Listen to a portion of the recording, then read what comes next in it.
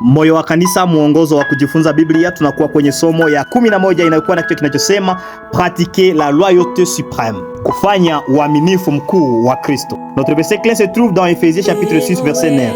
Et vous, maîtres, agissez de même à leur regard et abstenez-vous de menaces, sachant que leur maître est le vôtre et dans les cieux, et que devant lui il n'y a point d'acception de personne.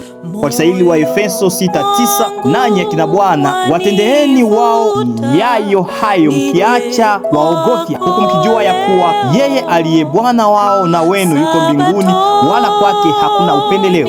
Ndugu mpendwa, ukiwa na swali ama changamoto, utuandikie kwenye namba hii ya WhatsApp ama kuandika hapa kwenye comment. Na ikiwa ni mara yako ya kwanza kutufuata, na kusihi kupendeze kusubscribe kwenye channel hii na waandikie watu wengine, kuwatumia link wapate kubarikiwa. Mungu akubariki. Ndugu mpendwa, na kusalimu na kukaribisha tena kwenye somo la leo. Tunakuwa leo kwenye siku ya mardi, na kichwa fundisho inasema l'esclavage dans les écritures et l'histoire. L'esclavage dans les écritures et l'histoire. Huyu wa Swahili alisema utumwa katika siku za Paulo. Hivi nitakusihi kukamata Biblia yako kwenye Waefeso sura yake ni ya 6 mstari wa 5 hadi wa 9. Ephésiens chapitre 6 verset 5 à 9 inasema, serviteurs, obéissez à vos maîtres selon la chair avec crainte et tremblement, dans la simplicité de votre cœur comme à Christ, non pas seulement sous leurs yeux comme pour plaire aux hommes, mais comme des serviteurs de Christ qui font de bon cœur la volonté de Dieu.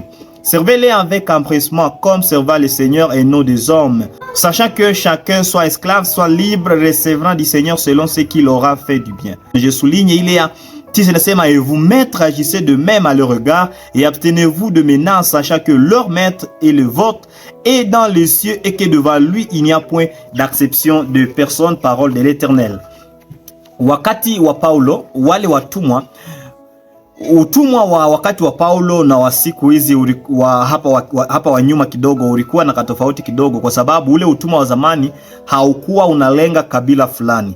Ilikuwa wanakamata watumwa wote, na walikuwa na katofauti kidogo, kwa sababu mara nyingine watumwa fulani walikuwa na fursa ya kwenda shuleni, ya kuwa engineer na vitu fulani, na kulifikia muda hata wakati amekutumikia kwa muda fulani, walikuwa wanampatia neema ya kuweza kurudi awe na liberté, ambayo naweza kuita freedom, uhuru, ndio awekwe huru.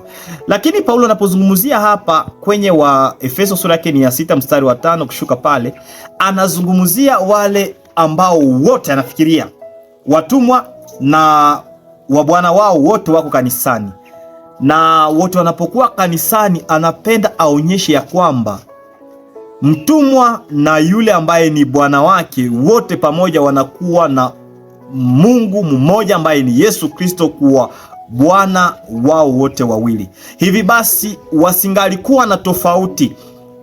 Yule ambaye ni master ama maître asingalimtesa yule mtumwa wake ambaye ni muesclave.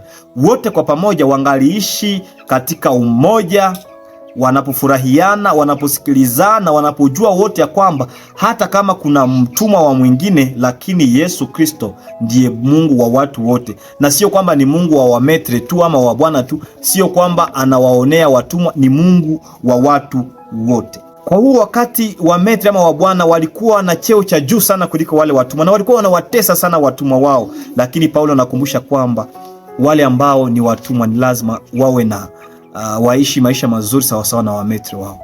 Sijui wewe ambao unanisikiza saa hizi, unapokuwa na mtu mfanyakazi wako ambaye ametumika kwako, unaishi naye namna gani na unamtrete namna gani? Kuna wengine ambao hata kama muda wa utumwa umekwisha, lakini wao bado wangaliki wanauendesha nyumbani kwao. Akikaa na mtu anamtesa sana kiasi ya kwamba huyo mtu anajikuta kama mtumwa. Ukiwa mtu amepata kazi kwako, kama wewe ndiye bosi wake, unamfanya namna gani? Wengine wamewatesa wenzao. Hata kwenye wengine wamekuwa hata kanisani wanakuwa waevêque, anawatesa mapadi wanakuwa chini ya ulinzi wake. Kama sijui ni nani anawatesa watu wa chini. Kumbuka kwamba ni lazima sote tukumbuke kwamba Yesu mbele yake hakuna upendeleo, na sisi sote ni wana wa Yesu. Nimalizie hapa partie ya inasema l'esclavage était omniprésent dans le monde de Paul. Il aborde non pas en tant que réformateur social, mais en tant que pasteur qui conseille les croyants sur la façon de faire face aux réalités actuelles et de lancer une nouvelle vision centrée sur la transformation des croyants individuels, ce qui pourrait plus tard avoir des implications plus larges pour la société dans son ensemble. Donc sa vision n'était pas la mission des esclaves dans l'Empire romain, son point de vue portait plutôt sur autre chose que la mission légale, c'est-à-dire une nouvelle communion fraternelle basée sur la création et l'adoption en tant qu'enfant de Dieu. Pour Paul, donc, la révolution sociale devrait se produire dans l'Église, dans les corps de Christ, au niveau local et dans les églises des Roms chrétiennes. Mungu akusaidie ndugu mpendwa. Unapokaa na mtu, unapomtumikisha mtu, mtumikishe unapojua kwamba wewe na yeye mnakuwa na Mungu mmoja ambaye ni lazima mpendane kwanza. Mungu ambaye anawapenda ninyi yote bila kapendeleo. Mungu atusaidie. Asante Yesu Kristo kwa kuwa umetufundisha namna tena jinsi ya kuishi na watu ambao tunatumika nao. Asante kwa kutusaidia kutufundisha jinsi tutumike na mabosi wetu. Tupatie upendo wa kuwapenda hata wale ambao wanatufanyizia kazi za chini, na tuwapende mabosi wetu wanaotutumikisha pia, katika jina la Yesu Kristo, amen.